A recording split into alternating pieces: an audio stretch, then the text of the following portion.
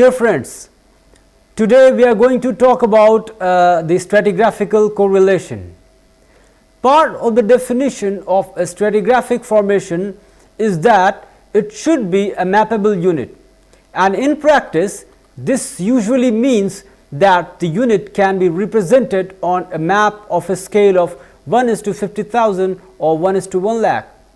Maps of this scale therefore show the distribution of formations and may also show where the members and the named beds occur. This stratigraphic order and where appropriate lateral relationships between the different lithostratigraphic units are normally shown in a stratigraphic key at the side of the map. In regions of metamorphic, intrusive igneous and highly deformed rocks, the mapped units are called as lithodemes.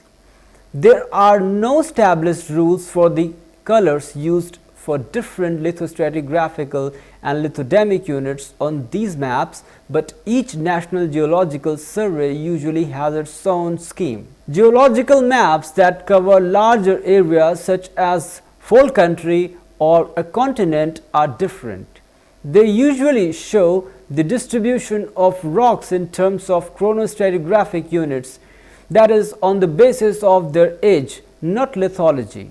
Concept of correlation. The environment of deposition had a fundamental control on the lithological characteristics of a rock unit. A formation defined by its lithological characteristics is therefore likely to be composed of strata deposited in a particular sedimentary environment. This has two important consequences for any correlation of a formation in any chronostratigraphic framework. First, in any modern environment, it is obvious that fluvial sedimentation can be occurring on the land at the same time as the deposition is happening on the beach, on a shelf, and in deeper water. In each environment, the characteristics of the sediments will be different, and hence they would be considered to be different formations. If they are preserved as sedimentary rocks, it inevitably follows that formations have a limited lateral extent, determined by the area of the depositional environment in which they are formed, and that two or more different formations can be deposited at the same time. Second, the depositional environments do not remain fixed in position through time. Consider a coastline where a sandy beach lies between a vegetated coastal plain and the shore face, succession of the mudstones, coarsening up to sandstones. The foreshore is a specially restricted depositional environment. It may extend for a longer distances along a coast, but seawards it passes into the shallow marine shore face environment and landwards into the continental conditions. The width of the deposition produced in a beach and foreshore environment may therefore be only a few tenths of or hundreds of meters. However, a foreshore deposit will end up covering a much larger area if there is a gradual rise or fall of sea level relative to the land. If sea level slowly rises, the shoreline will move landwards, and through time the place where sands are being deposited on a beach would have moved several hundred meters. These depositional environments, that is the coastal plain, the sandy foreshore and the shore face, will each have distinct lithological characteristics that would allow them to be distinguished as mappable formations. The foreshore deposits could therefore constitute a formation, but it is also clear that the beach deposits were formed earlier in one place at the seaward extent, then another at the landward extent. The same would be true of formations representing the deposits of the coastal plain and shore face environments. Through time, the positions of the depositional environments migrate in space. From this example, it is evident that the body of the rock that constitutes formations would be diachronous, and both the upper and lower boundaries of the formations will be diachronous surfaces. There is also a relationship between environments of deposition and the hierarchy of lithostratigraphic units.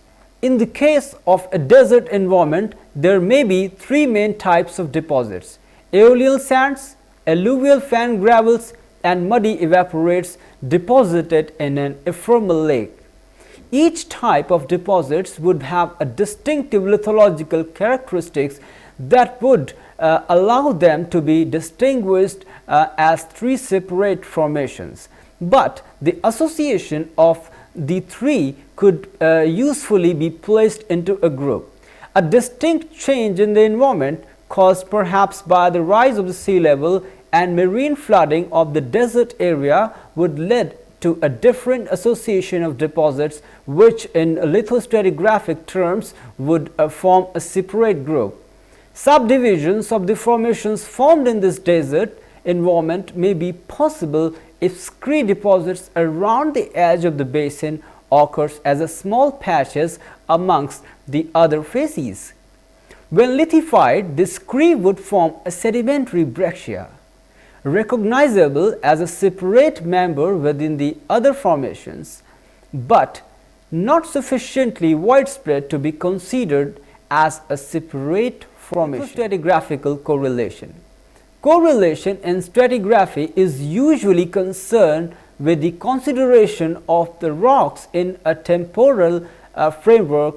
That is, we want to know the time relationships between different rock units, which ones are older or which ones are younger or which are of the same age. Correlation on the basis of the lithostratigraphy alone is difficult because as discussed in the previous section, lithostratigraphic units are likely to be diachronous. In the example of the lithofacies deposited in a beach environment during a period of the rising sea level, the lithofacies has different ages in different places.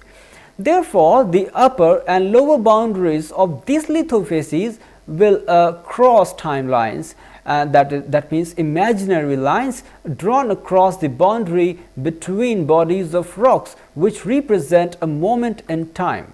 If we can draw a timeline across our rock units, or more usefully a time plane through an area of a different strata, we would be able to reconstruct the distribution of paleo environments at that time across that area.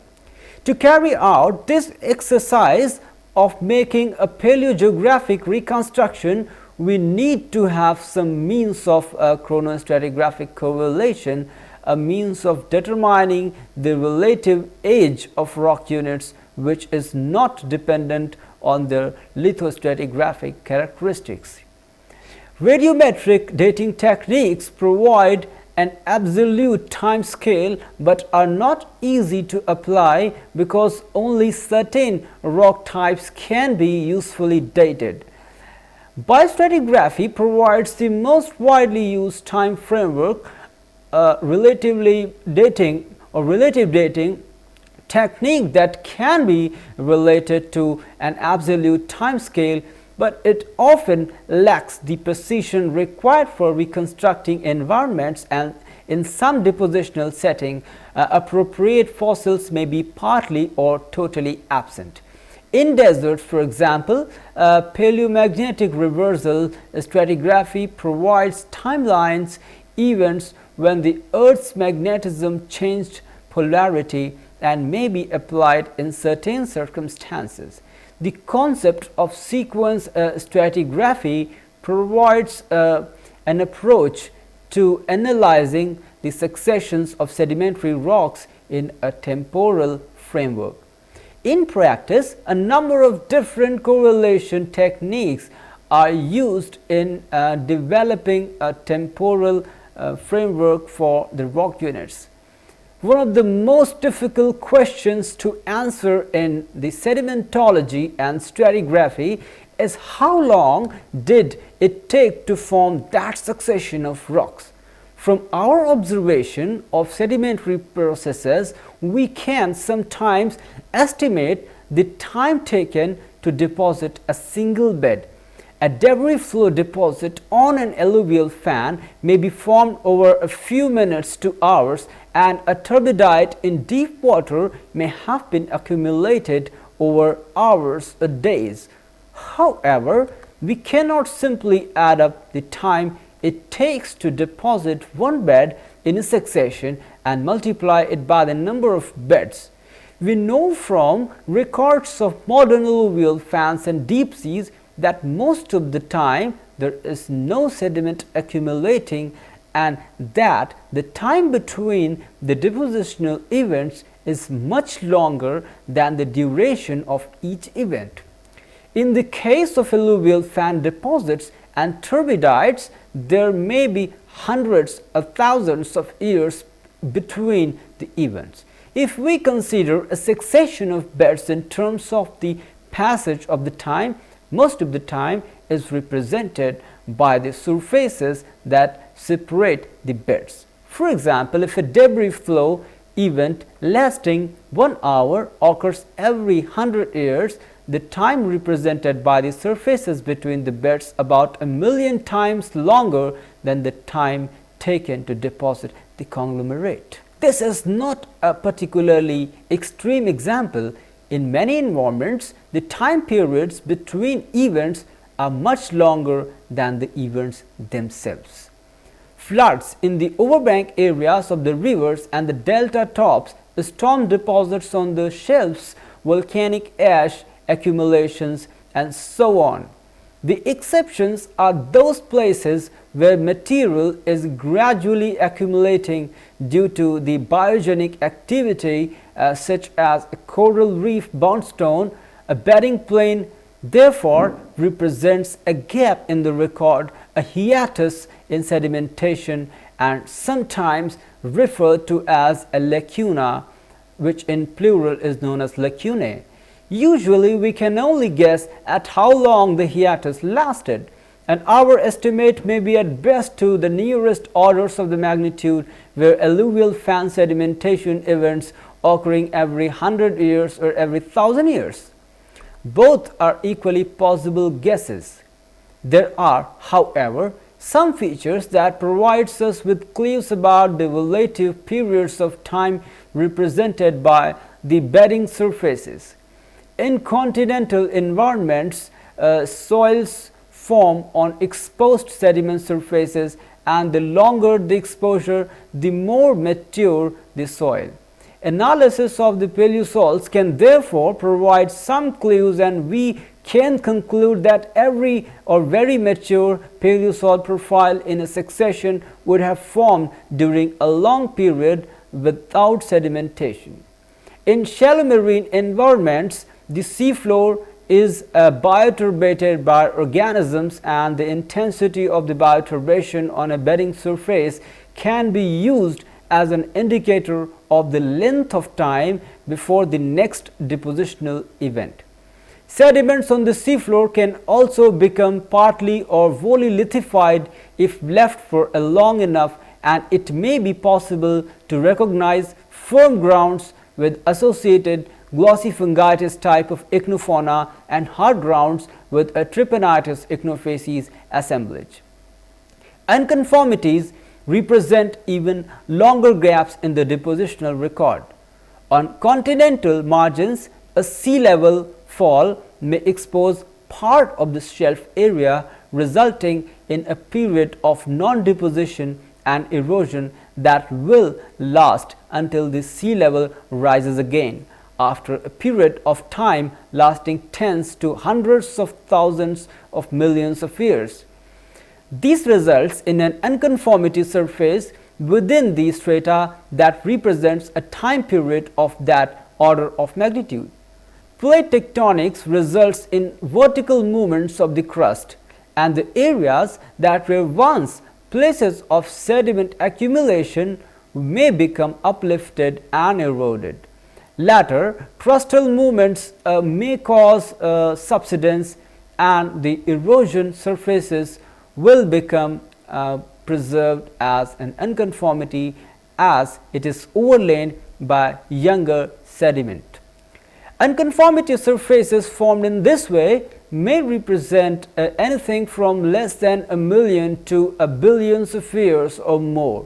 The problem of determining how long it takes to deposit a succession of beds and the unknown periods of time represented by any lacunae from a bedding plane to an unconformity make it all but impossible to gauge the passage of time from the physical characteristics of a sedimentary succession.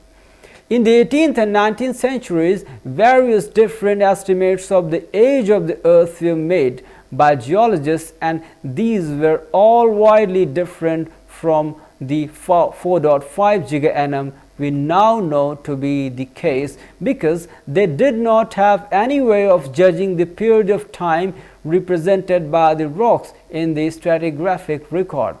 Radiometric dating now provides us with a time frame that we can measure in years. This has made it possible to calibrate the stratigraphic chart that had already been developed for the Phanerozoic based on the occurrences of fossils. Biostratigraphical correlation.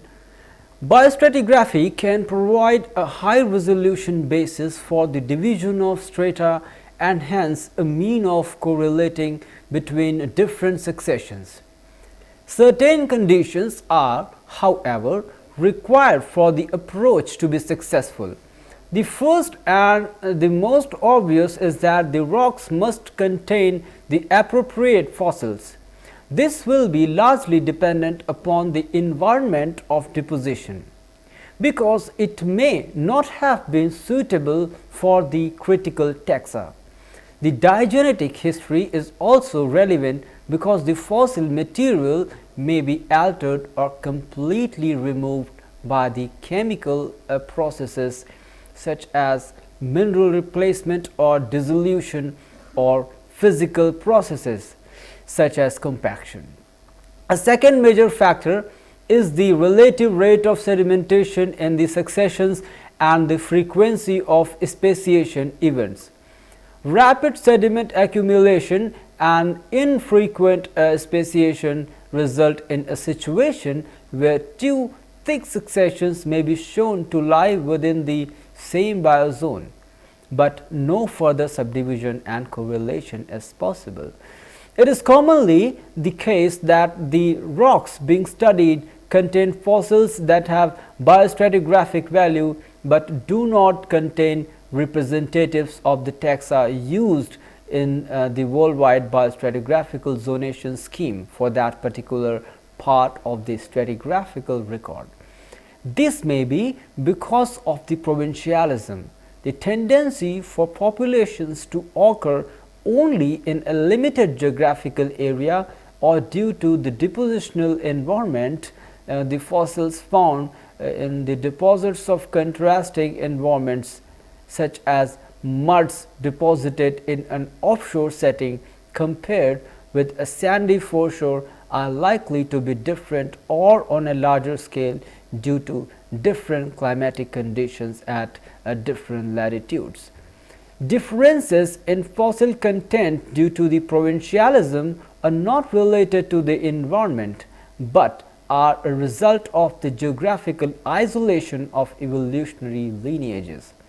Under these circumstances, a more roundabout method of correlating using fossils may be required, in which a local or regional zonation scheme is set up during the taxa that are found in the area. The strata containing the fauna or flora of the local scheme must then be correlated with the global scheme by finding a succession elsewhere in which the taxa from both the local and global schemes are preserved. The appearance or disappearance of a zone fossil may be due to changes in the environment rather then be of stratigraphical importance. If the depositional environment has remained the same, the appearance of a taxon may be due to a speciation event, and this will therefore have a stratigraphic significance. However, an alternative explanation may be that the species had already existed for a period of time in a different geographical location before migration to the area of studied section. The disappearance of a species from the stratigraphic succession is likely to represent an extinction event if a depositional environment has not changed. A population is unlikely to have moved away from a favorable setting relative to the sea level is one of the factors that affect depositional environment and hence fossil content. Appearance and disappearance of a taxa within a succession may therefore be due to the sea level changes rather than to speciation and extinction events.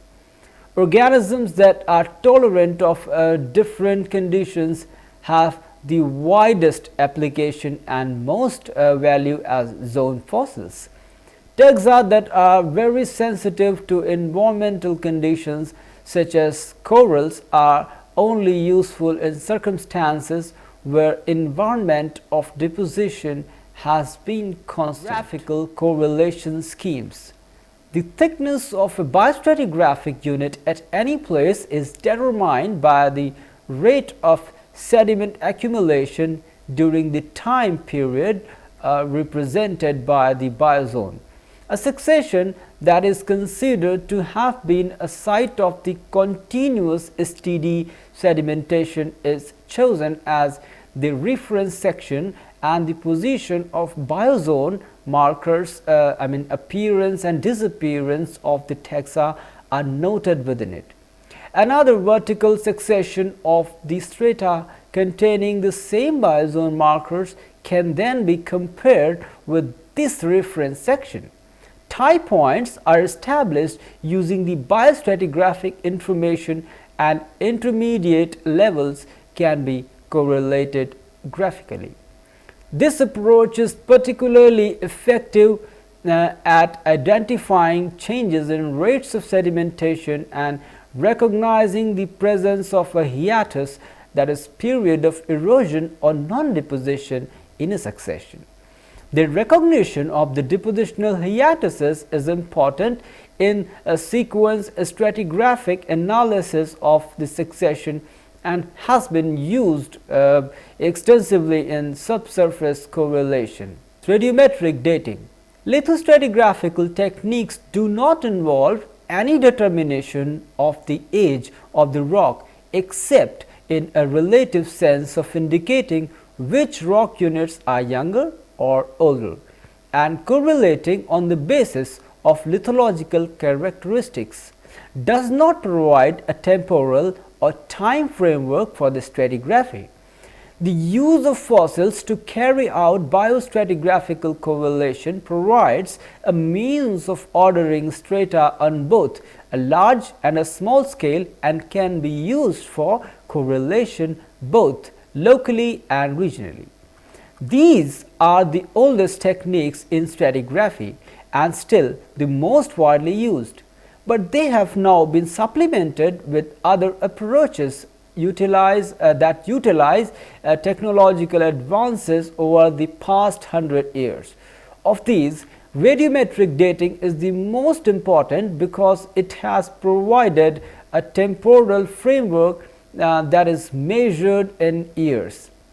New techniques used different isotopic systems are being developed all the time, and new instrumentation makes it possible to make measurements with higher precision on smaller samples of material.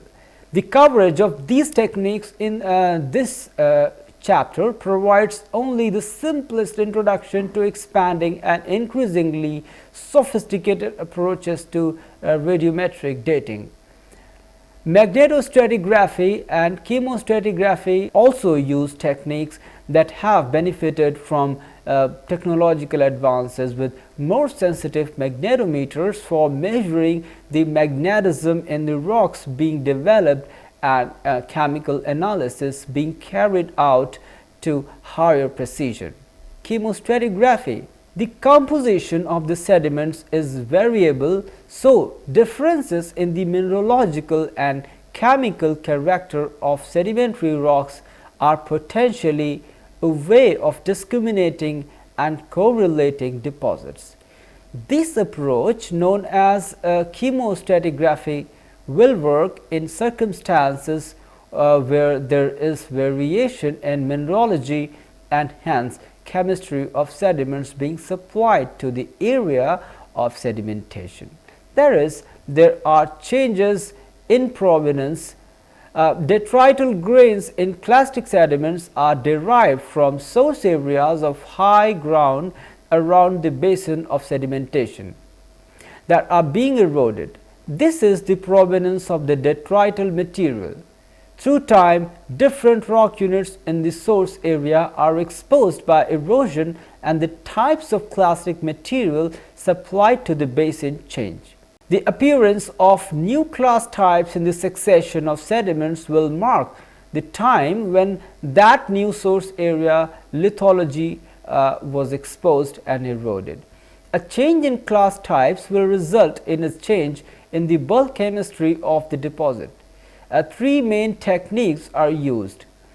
Number 1, bulk chemical analysis, which is rapid and simple to carry out, but the data not always easy to interpret. Number 2, correlating using heavy minerals assemblages is a more time consuming approach, but can be very effective. And number 3, clay mineral analysis has been supplied or applied in some circumstances. The relative simplicity of carrying out chemical analyses makes chemostratigraphy an attractive option, but application of the technique turns out to be quite limited. The signal of changes in provenance is often quite subtle, and there are other factors that also influence the chemistry of sediment, such as grain size, variations, and diagenetic alteration. For these reasons, the result of bulk chemical analysis tends to be difficult to interpret stratigraphically, whereas variation in the assemblages of the heavy minerals in sandstones usually reflects changes in the provenance throughout time.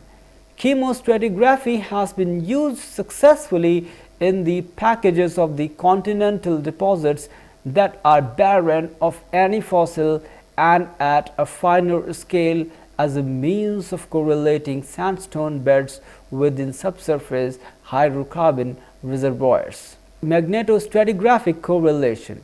By making measurements of the remnant paleomagnetism through a succession of beds, it is possible to construct a record of the periods of normal and reversed stratigraphy. These are conventionally shown as intervals marked in black for normal polarity and white for reversed polarity.